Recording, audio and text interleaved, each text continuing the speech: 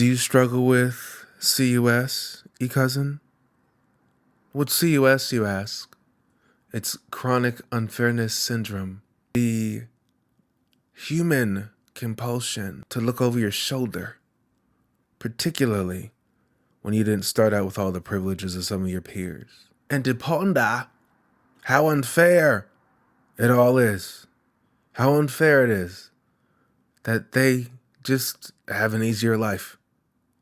How unfair it is that some people have spouses who foot the bills and you're single and you do it all on your own. How unfair it is that you were born black, a woman, a gay, or multiple intersectional identities that make your life measurably more complicated and harder. It's the CUS of it all, right? Let's get into this topic. It's a spicy one because many of you all write in talking about dating life and career and all sorts of stuff. And I want to house this conversation about navigating CUS, chronic unfairness syndrome, and the topic of life is going to be unfair and we're going to be okay. We are going to be better than okay. And why? That was annoying because we have the tools. We have the tools to keep us out of trouble. And by the way, if you find any of this useful, could you share it with a friend? Because that's the only way little creators and content people who talk about mindfulness and culture and mental health can afford to keep doing this.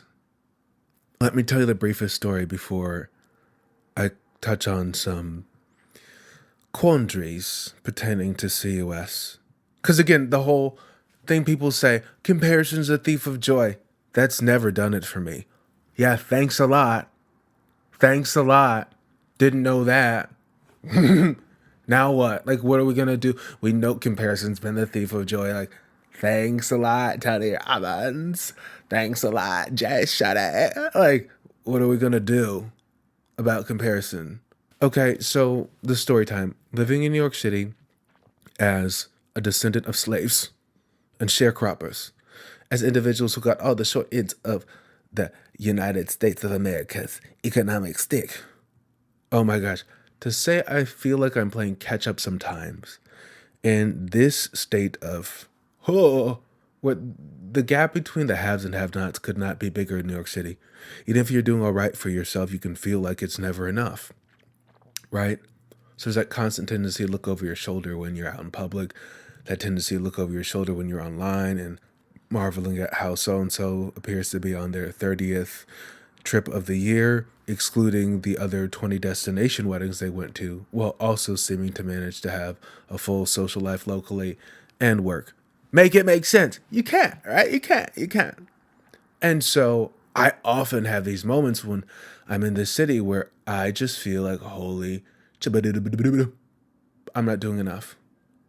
I feel like, holy shit, I will compare myself if I'm not careful to people who come from more privilege and means, from people whose parents gave them a rent stimulus package, from people whose spouses fund their lifestyle while they have a faux business. I will compare myself if I'm not careful to quote unquote full-time artists who really just dabble in art because they have familial subsidies or trust funds or secret monies. A lot of people in New York City with secret monies. I've never lived anywhere in my life where so many people seem to have secret monies to afford lavish lifestyles. But that's none of my business. Yeah. And so you compare yourself to people who have larger safety nets and all this stuff, and it really just leaves you miserable. Say it on 3. You know what I mean? And I want to check the notes here to make sure we're... So what do you do about it? Because you feel miserable. Whether it's for you, the career stuff, the money stuff, the relationship stuff, there's always a reason, it seems, to let CUS get you down. Well, how did he get with her? How did she get with him? How did he get him? I know what you do. We know what you do. The first thing to combat this pesky gremlin of CUS is to curate a world that supports your joy. Do you know how much leverage, how much freedom each of us has to curate our world to some extent, to consciously pick and choose? And we're talking cherry pick, okay? What we put in our head, right? Who do you follow online? Oh my God, my mute game, my unfollow game, so strong. If you're not adding to my world, right? If you are not inspiring me, if you're not encouraging me, if you're not entertaining me, if you're not putting me on game, if your presence is just to flex and floss how seemingly perfect and flawless you'd like us to believe you are online, unfollow. It's nothing personal. It's not going to be for me. It's just a no for me. You know what I mean? What are you doing to curate your world on the internet? Because that's where most of us spend most of our time nowadays, e-cousins. That's how we connected. That's not all bad. I have a Patreon and book club where we connect more. If you want more thoughtful, unhinged, free-form conversations and monthly meetings and bonus content. But beyond curating your world on the internet, who are you befriending? Who are you in community with? Huh? I know some people, particularly who run in circles in like the New York gay community and whatnot, who will surround themselves mostly with 50 shades of perfect. They pick friends who are only the most conventionally attractive people. They choose to surround themselves exclusively with people who are optimizing for the superficials. And upon getting to know most of those people a little bit closer, the sorts of people who most their Instagram feed is people, on the beach in Speedos with the same body, with the same coiffed hair. It's very cookie cutter. After getting to know a lot of those people, and the straights have a different version of that too, you realize, oh wait, a lot of people are deeply insecure. And so then it shows you, oh, wait a minute. You're comparing yourself to people. You want to be like the people, where the people are, who seem to have it all. And most of them are quite insecure and unfulfilled because they're looking over their necks and looking over their backs and trying to keep up with the Joneses and never feeling that they have enough. It's called the hedonic adaptation. There's theory on this. You quickly acclimate to what you have, and then you need more in reference to whomever your peers are.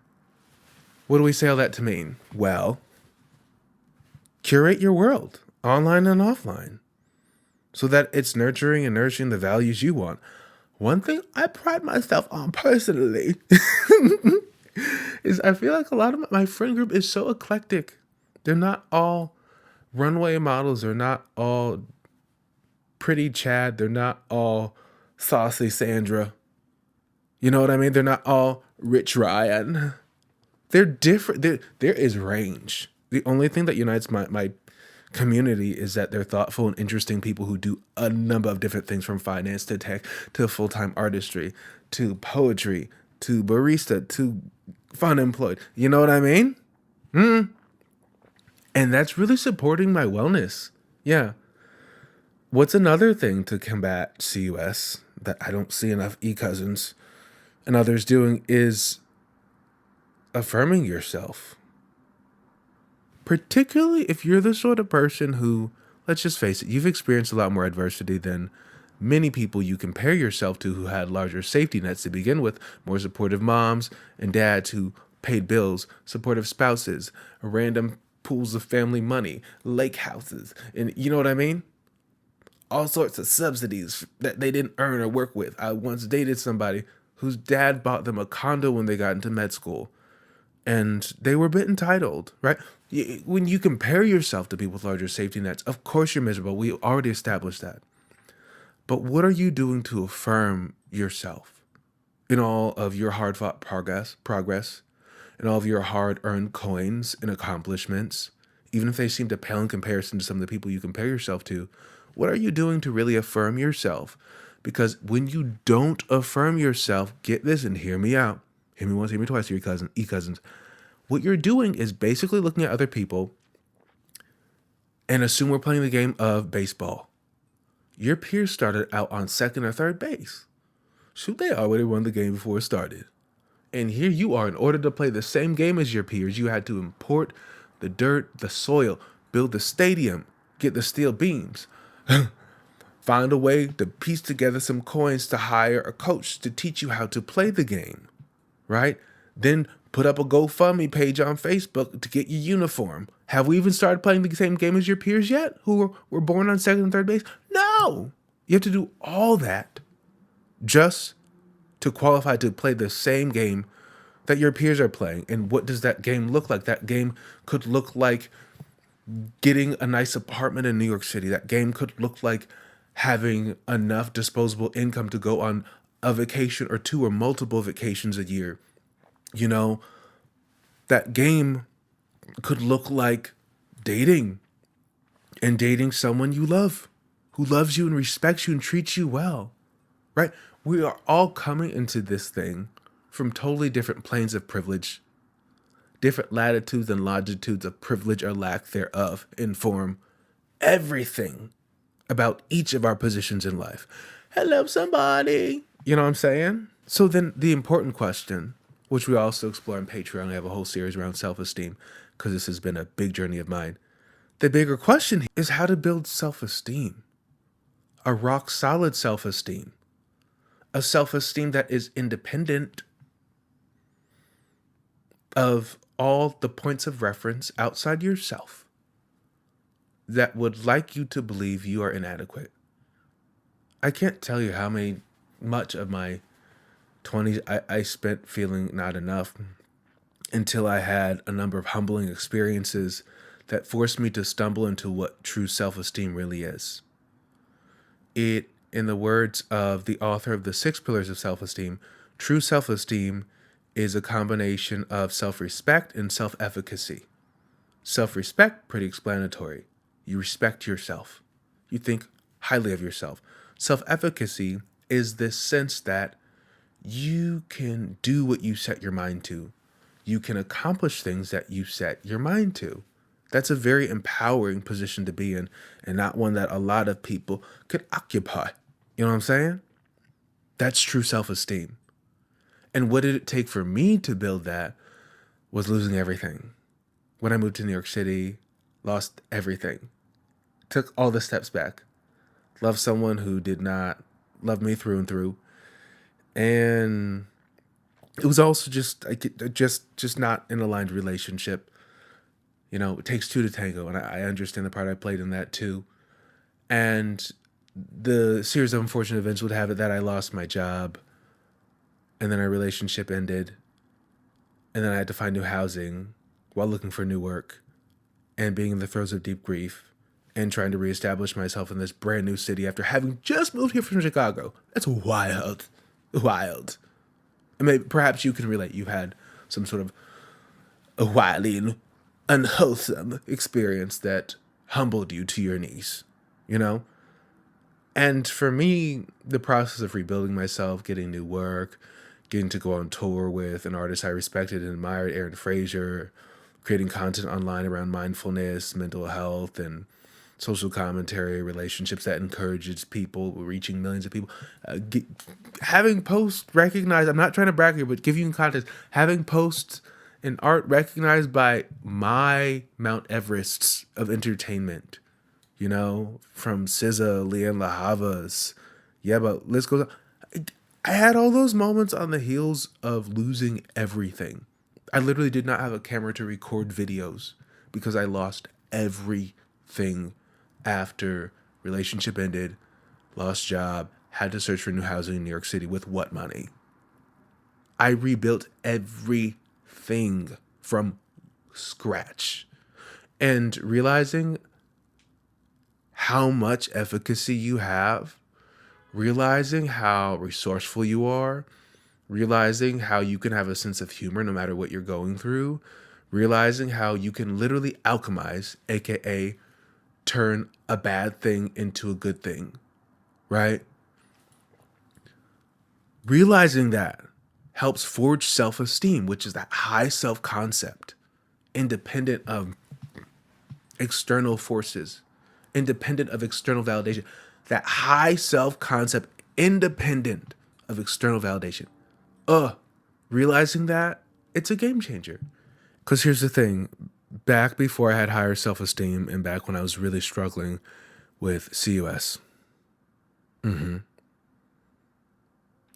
I would allow the fact that other people might not have seen my value, other people might not have appreciated what I brought to the table, didn't even, have the context to appreciate what it looks like to be with someone who's mindful, thoughtful, caring, smart. Use kind, use smart, use important. You know what I'm saying? You get it if you watch The Help. I feel like you are too if you made it to this point in this video. You know what I'm saying? In lower self-esteem moments, you try to give more of yourself to people who already don't appreciate what you have to offer. Versus the higher your self-esteem, the better you are at walking away from anything and anybody that is not aligned. And also the higher your self-esteem, the better you are at running your own race, minding your iconic and professional business, because you realize that it's the only thing that's up to you ultimately. What's your experience with this? I'm sorry that this video got so long. This episode got so long. I hope you got something from it. There's more on Patreon. It's Percy Ponders, the Pondering Patreon. If you want thoughtful community, transformative conversation, bonus content, ebooks. I love the chance to build community. Brings me so much joy. I'm not one of those content creators and artists who just wants to center myself. I'm here to build bridges. We'll talk soon. And make sure you recycle. Yeah. Okay, bye.